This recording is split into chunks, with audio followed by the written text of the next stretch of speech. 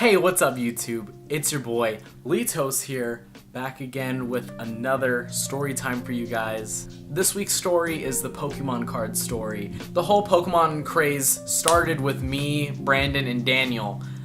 Brandon had a Pokemon card that he wanted to trade, and I gave him my goldfish. I traded him my goldfish in exchange for the card, and I think I still have the card.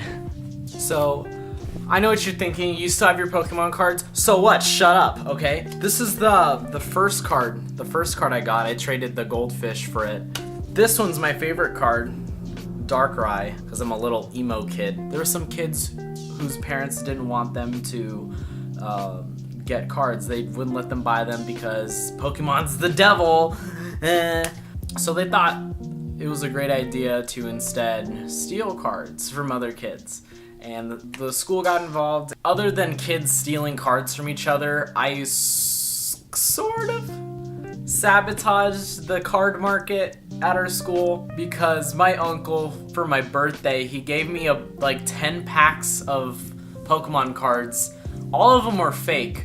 You knew this because the edges around the cards were orangey, and their health points were like in the 400s, so they were like OP as fuck. For some reason, none of the other kids knew that they were fake, so I got them into circulation. I got all the good cards that I ever wanted by trading all these fugazi ass cards. Do I regret it? No. The Pokemon cards got banned. But that didn't stop our addiction, right? So what me and my friends did instead to set up an illegal Pokemon card ring. We still traded cards, but in secret.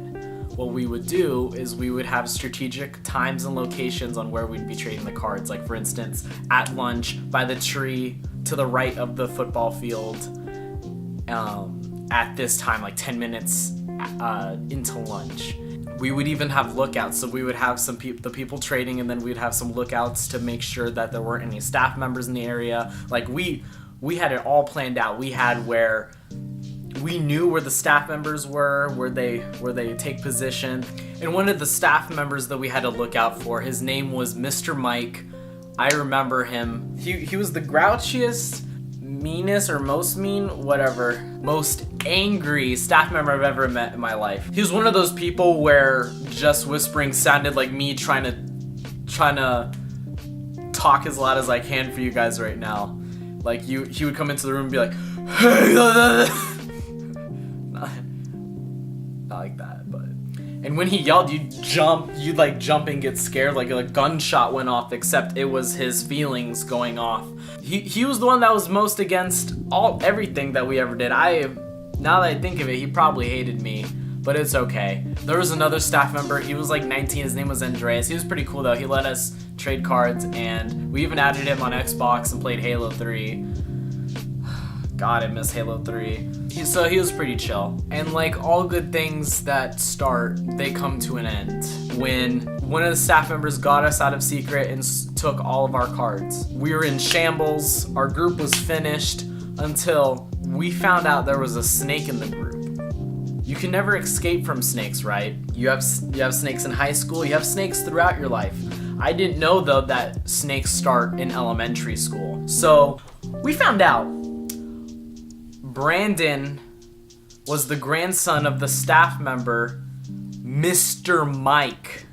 Okay, guys, this is some drama, right? This is some crazy drama. And he was nonchalantly telling his grandfather about what we were doing, and that's how we got caught. And thank God, our teacher, Mr. SB, was the homie. He just gave him back to us in class and just said to make sure that staff member doesn't see it ever again. So we're like, dude, dope.